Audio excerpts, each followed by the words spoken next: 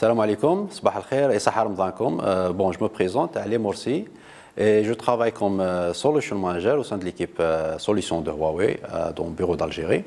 Je suis très heureux d'être parmi vous aujourd'hui pour vous présenter cette petite introduction à la nouvelle technologie de communication radio qui est la 5e génération. Voilà.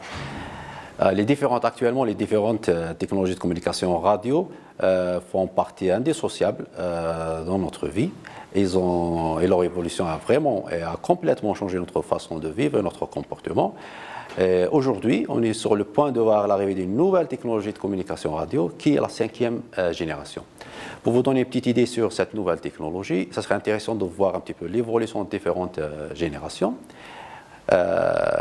Avec la première et la deuxième génération qui ont été en fait conçues pour fournir le service de base de la téléphonie, qui sont le service de la voix et des SMS.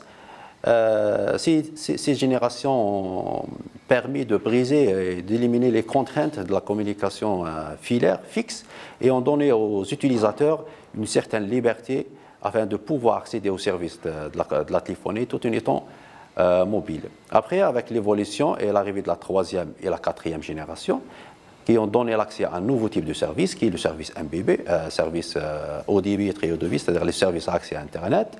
Et similairement à la première et la deuxième génération, ils ont toujours fourni la liberté aux utilisateurs afin de pouvoir accéder à ce service tout en étant mobile. Et aujourd'hui, ces technologies ou bien ces générations fournissent l'accès au service de la téléphonie et du service MBB à des centaines de millions d'utilisateurs un peu partout dans le monde. Maintenant, avec la 5e génération, ce sera un peu différent car la 5e génération sera perçue comme un facilitateur ou bien un générateur vers une société totalement connectée. Qu'est-ce que ça veut dire une société complètement connectée? C'est-à-dire, avec la 5e génération, on aura un accès permanent à l'information, un accès illimité à l'information et au partage de données. Et cette connectivité sera disponible à n'importe qui, à n'importe quand, et même à n'importe quoi. Alors, à la différence des générations précédentes, il ne s'agira pas du service de la téléphonie du MBB, mais il s'agira de fournir la connectivité pour tout type d'application. Et la connectivité non seulement pour les utilisateurs normaux, les personnes, mais même pour tout type de périphériques. Alors, avec la 5e génération, on aura un accès illimité pour tout le monde et pour n'importe quoi. Et cette connectivité doit être présente n'importe quand et à n'importe quel moment.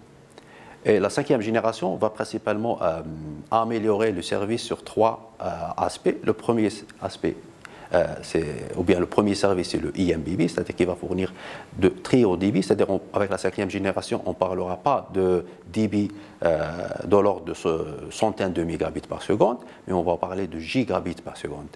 Le MTC, c'est-à-dire Massive Connections, qui va permettre de fournir des connexions aux différentes périphériques, outils, capteurs, avec un ordre de grandeur très très important, avec 1 million de connexions par kilomètre carré.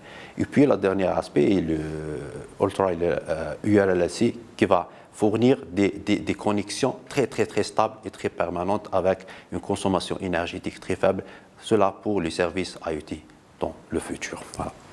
Maintenant, en parlant de la 5e génération qui va fournir l'accès à tout ce type de services, on a tendance à penser à une nouvelle technologie radio, des nouvelles techniques, mais ce n'est pas vraiment le cas. Pour la 5e génération, en fait, on aura deux chemins en parallèle. On aura le chemin de la révolution, avec l'arrivée de la 5e génération, une nouvelle technologie de communication radio, ce qu'on appelle la 5G New Radio, mais aussi il y aura l'évolution de la technologie existante, qui est le LTE, la 4e génération, qui va hériter des techniques de la 5e génération, c'est-à-dire la 4e génération, elle va utiliser des techniques de la 4e génération, telles que le Massive MIMO et bien d'autres techniques, pour pouvoir évoluer et fournir des services qui seront, disons, similaires et se rapprochent du service de la 5e génération New Radio.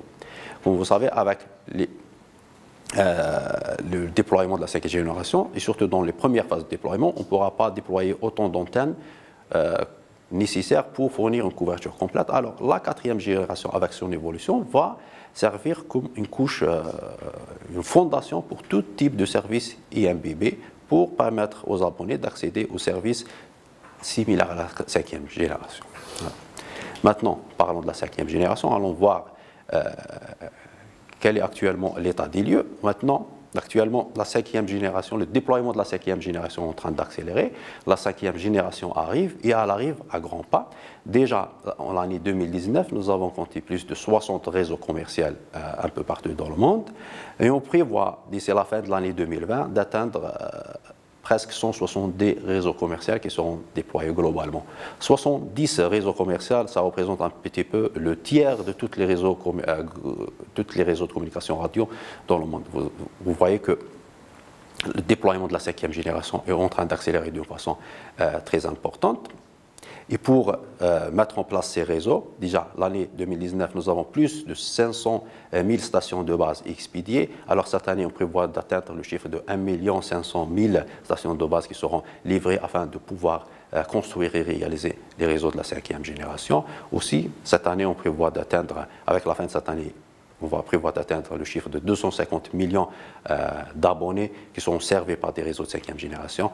Et ce chiffre est amené, c'est-à-dire les prévisions disent que d'ici la fin de l'année 2021, on va atteindre le chiffre titanesque de 500 millions d'abonnés 5e génération. Alors, la 5e génération, elle est là, c'est une réalité, elle arrive à grands pas. Alors, ce serait intéressant de commencer à se préparer en Algérie. Voilà. Huawei est un partenaire incontournable pour le déploiement de la 5e génération. On est présent un peu partout dans le monde. Nous avons plus de 91 contrats commerciaux, parmi lesquels 41 sont déjà implémentés, c'est-à-dire dans les 70 réseaux commerciaux déployés au jour d'aujourd'hui. Nous avons, Huawei détient une part de marché de 41 réseaux commerciaux, ce qui représente un petit peu 70%, avec plus de 600 000 stations de base livrées. On est présent en Asie, Moyen-Orient, Europe et dans le continent américain, avec une majorité dans le continent européen. Voilà. Puisque la 5e génération arrive à grands pas, il faut préparer tous les prérequis pour le déploiement de la 5e génération. Comme nous avons mentionné déjà, la 5e génération, c'est une révolution plus une évolution. Pour la révolution, nous avons la nouvelle technologie 5G New Radio qui sera déployée principalement sur la bande de fréquence 3.5 GHz TDD. Voilà. Le 3.5 GHz TDD sera le premier choix de tous les opérateurs pour le déploiement de la 5e génération. Et actuellement, il y a beaucoup de pays qui sont en train de dégager les fréquences dans cette bande de fréquences avant de l'allouer et de la réserver pour la 5e génération. Nous avons compté plus de 70 pays qui prévoient, c'est-à-dire de dégager ces bandes de fréquences pour l'utilisation de la 5e génération. Et cela va couvrir plus de 90 opérateurs dans le monde, globalement, principalement dans le continent américain, l'Europe et l'Asie et Moyen-Orient. Comme déjà mentionné, la 3.5 GHz sera le premier choix pour les opérateurs pour le déploiement de la 5G, mais toujours utile, les opérateurs peuvent utiliser les bandes de fréquences existantes utilisées pour la 4e génération afin de pouvoir déployer la 5e génération, parce que parfois la 3.5 GHz n'est pas disponible car elle peut être utilisée pour d'autres technologies de communication, notamment dans les communications satellitaires. Alors les opérateurs ont toujours le choix d'utiliser les bandes de fréquences ce qu'on appelle le sub-3 GHz, comme le 2.3 GHz, le 2.6 GHz, le 700 MHz, peuvent être utilisés pour le déploiement de la 5e génération pour accélérer l'accès à cette nouvelle de technologie. Nous avons vu qu'à peu près 90% des opérateurs vont opter pour la C-band parce qu'elle offre une très grande capacité par rapport au sub-3 GHz. Mais toujours utile, le sub-3 GHz est toujours disponible pour le déploiement de la 5e génération. Puis nous avons le millimeter wave, les très hautes fréquences qui vont être utilisées dans le futur et seront utilisées pour la deuxième phase de déploiement de la 5e génération. Voilà. Comme nous avons dit, pour activer ou bien pour commercialiser les services de la 5e génération, il faut préparer le terrain. Nous avons parlé de l'aspect fréquence et là on parle de l'aspect des terminaux, des handsets et des smartphones. Actuellement, nous avons vu qu'il y a de plus en plus de terminaux qui sont disponibles qui fournissent le service 5e génération. Et on prévoit déjà qu'avec la deuxième moitié de l'année 2020, plus de 20% de tous les terminaux qui seront expédiés seront capables de fournir le service de la 5e génération. Et d'ici la fin de l'année 2021, ce pourcentage va avoisiner les 80% de tous les terminaux, tous types confondus. Puis nous avons toutes les fabricants principaux, que ce soit Samsung, Huawei, Oppo, Xiaomi, fournissent déjà des terminaux 5e génération qui supportent la 5e génération. Et ces terminaux seront de plus en plus disponibles en termes de prix. On prévoit d'avoir des terminaux avec un prix qui tourne autour de $300 d'ici la fin de cette année, qui sera assez abordable pour toutes les franges de la population. Voilà. Nous avons mentionné ça déjà plusieurs fois. La 5e génération arrive et elle arrive à grands pas. Maintenant, on va la comparer un petit peu avec la vitesse d'introduction de la 3e et la 4e génération. Vous pouvez voir sur ce slide que la 5e génération va atteindre sa maturité dans l'espace de 3 années seulement. Si on se compare par rapport à la 4e génération, ça a pris plus de 6 années pour atteindre la maturité. Et encore, pour la 3e génération, cela a pris presque 9 ans pour atteindre la maturité, c'est-à-dire passer au-delà de seuil de 500 millions d'utilisateurs. Cela s'explique principalement par tout l'intérêt porté par les différents opérateurs à la 5e génération, car actuellement, pratiquement tous les opérateurs dans le monde souffrent d'une stagnation ou bien d'une baisse de leur chiffre d'affaires. Et la 5e génération va pouvoir ouvrir des nouveaux potentiels, des nouveaux marketplaces. Cela dit, les opérateurs ont beaucoup d'intérêt à adopter la 5e génération. C'est pour cela que tout l'écosystème est en train d'être mature d'une façon beaucoup plus rapide par rapport aux anciennes générations de communication radio, que ce soit la 3G ou la 4e génération. Voilà. Comme nous avons mentionné dans le premier slide, la 5e génération, ça sera une évolution, plus une révolution. Cela s'explique par la coexistence à long terme entre la 4e génération et la 5e génération. Vous pouvez voir ici les statistiques émises par les GSMA qui disent que le trafic de la 4e génération va continuer à augmenter jusqu'à l'année 2025. Il va atteindre presque un taux d'augmentation de 10 fois. Et vous pouvez voir sur le slide, sur le graphe à droite, que la 4e génération va occuper presque 60% du nombre global des connexions d'ici l'année 2025. Pourquoi l'augmentation de trafic? Parce que dans les premières phases de déploiement de la 5e génération, ce sera difficile d'assurer une couverture complète et nationale en termes de réseau 5e génération. Alors, il y aura beaucoup d'abonnés qui vont souscrire au service de la 5e génération, mais tout en étant mobiles, depuis qu'ils sont mobiles, ils vont devoir à un certain moment ou à un autre de retomber sur le réseau de la 4e génération. Et puisque ces utilisateurs 5e génération ont des packages très généreux, c'est-à-dire en basculant vers la 4e génération, ils vont générer un trafic très important. Cela additionné à l'augmentation de trafic normale de la 4e génération, ce qui fait que le réseau de la 4e génération va servir à véhiculer beaucoup de trafic dans les années prochaines, c'est-à-dire le déploiement de la 5e génération. Cela dit, le développement du réseau 4e génération est très important afin de garantir la fondation en termes de services mobile broadband. Voilà. Dans ce slide, on peut voir que dans le futur, avec l'arrivée de nouveaux services de la 5e génération, on aura la coexistence des deux réseaux, 5e génération et 4e génération. Mais là, on parle de la LTE Evolution, c'est-à-dire l'évolution de la LTE. En fait, la 4e génération avec sa technologie LTE va hériter des services ou bien des technologies de la 5e génération telles que le Massive MIMO et bien d'autres techniques afin de consolider et d'améliorer et d'augmenter la capacité du réseau de la 4e génération afin de permettre le Zero Wait, le Zero Fallback et l'Evolutionary. Qu'est-ce que cela veut dire? Nous avons dit que dans les premières phases de déploiement de la 5e génération, on ne pourra pas assurer une couverture complète du réseau 5e génération.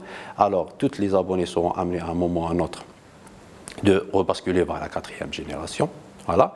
Alors, Mais quand l'abonné va rebasculer de la 5e génération vers la 4e génération, il ne devra pas percevoir une dégradation dans sa qualité de service. C'est pour cela qu'on doit améliorer notre réseau 4e génération afin de toujours fournir aux abonnés un service digne de la 5e génération, qui se rapproche des services et des standards de la 5e génération.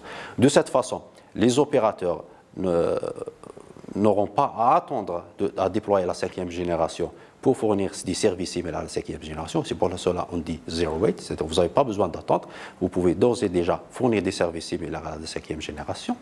Il y aura le zero fallback, c'est-à-dire même si l'abonné bascule d'un réseau 5e génération vers le réseau 4G, il n'y aura pas une détérioration de sa qualité de service, donc que ce soit de la qualité de la data ou bien de la voix.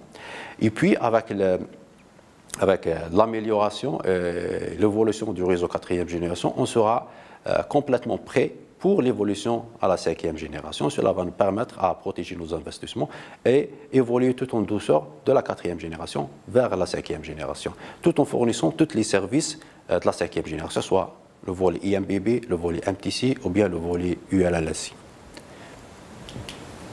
Voilà. Huawei, elle est toujours là, présente pour supporter ses partenaires pour fournir et pour accéder aux services de la 5e génération.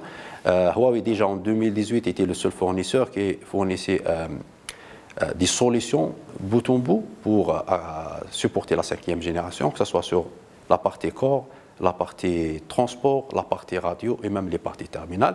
Et Huawei a continué dans le même c'est-à-dire la même stratégie pour améliorer les différentes solutions afin de fournir les meilleures et les dernières technologies à ses partenaires afin de pouvoir accéder à l'ère de la 5e génération de la façon la plus smooth, la plus douce que possible. Et Huawei a une multitude de solutions qui s'appliquent à différents types de scénarios, que ce soit des scénarios de couverture indoor, des scénarios de couverture outdoor, c'est-à-dire des scénarios de couverture moyens de transport public ou bien des hotspots, des stades, des hôtels, des aéroports. Huawei a toute une panoplie de solutions qui peut s'appliquer à tous les différents scénarios que possibles et qui seront nécessaires avec la 5e génération. Voilà. Maintenant, passons au volet business parce que c'est la partie la plus importante. Les opérateurs vont choisir et opter pour aller de la 5e génération avant d'améliorer leur business. Ici, nous avons trois exemples. Le premier exemple qui est le 5G WTTX, c'est les services pour les foyers, pour connecter les différents foyers. Puis nous avons les services CloudX et puis le service relatif à l'industrie. Nous allons essayer de voir un petit exemple à chacun. Le AirFiber ou bien le service de connexion des foyers sera le premier use case utilisé par les différents opérateurs avec l'arrivée de la 5e génération. Ici, on vous donne un petit exemple, une petite simulation pour un foyer normal, surtout dans le prix Afrique du Nord. Nous avons 6 à 7 membres dans une famille avec plus de 10 terminals à connecter, 2 téléviseurs, 5 smartphones, 2 pads éventuellement 2 ordinateurs, avec différents services tels que Triple Play, c'est-à-dire téléphoner, télévision et Internet qui nécessite au moins 20 mégabits par seconde. Le IPTV avec une résolution de 4K nécessite entre 25 et 40 mégabits par seconde. Le cloud gaming qui peut atteindre jusqu'à 100 mégabits par seconde et le home office tourne autour de 20 mégabits par seconde. Si on considère les membres de la famille avec ces différents services, on a besoin d'un service qui tourne autour de 50 à 100 mégabits par seconde minimum. Voilà. Maintenant, si on comprend une petite illustration, un petit exemple, un pays dans le Middle East, Moyen-Orient, on peut voir que 85% de la totalité des foyers est couvert ou bien par des services, des technologies qui ne peuvent pas supporter un débit de 100 mégabits par seconde, ou bien il n'est carrément pas couvert. Alors ça donne 85% de ce qu'on appelle le market space. C'est un potentiel de 85% de foyers qui peut être couvert à travers la 5e génération. La 5e génération peut fournir un service similaire à un service de la fibre optique. Voilà. Vous pouvez voir tout le potentiel qu'il y a derrière. Le deuxième use case, qui est le CloudX, maintenant avec l'arrivée de la 5e génération, avec le haut débit qu'elle peut fournir, on parle de gigabits par seconde, c'est-à-dire on peut atteindre les gigabits par seconde, avec un temps de latence très minime, on peut, c'est-à-dire, commencer à travailler sur des services à base de cloud. C'est-à-dire, vous avez, je vous donne un petit exemple, le cloud gaming ou bien le cloud PC. C'est-à-dire, actuellement, si vous devez ou bien vous voulez faire des applications sur votre PC, vous devez acheter un PC qui a une certaine capacité en termes de mémoire, de processing et de stockage. Maintenant, grâce au cloud services, vous pouvez juste vous équiper d'un light equipment, d'un light terminal, même d'un smartphone, d'un téléphone, qui n'a pas toutes les spécifications de votre ordinateur, qui va être connecté à travers une connexion 5e génération très fiable et très puissante vers un cloud. Et dans cette cloud, vous aurez toutes les ressources nécessaires afin de faire tourner votre application, que ce soit une application du PC ou bien de cloud, de gaming, ou bien même de réalité virtuelle ou bien de réalité augmentée. C'est-à-dire que vous n'aurez pas besoin d'acquérir ou d'acheter la console de jeu. La capacité et les ressources de la console de jeu vont être implémentées sur le cloud et grâce à la connectivité 5e génération, avec votre light terminal, votre terminal très très léger, vous pouvez avoir des performances ultimes et des performances très élevées parce que les ressources sont déployées dans le cloud et la connexion 5e génération va permettre une connectivité haute fidélité. C'est-à-dire qu'il n'y aura pas de latence, il n'y aura pas de congestion, il n'y aura pas de variation de throughput. C'est-à-dire vous pouvez jouer à votre jeu d'une façon très smooth. Voilà. Voilà.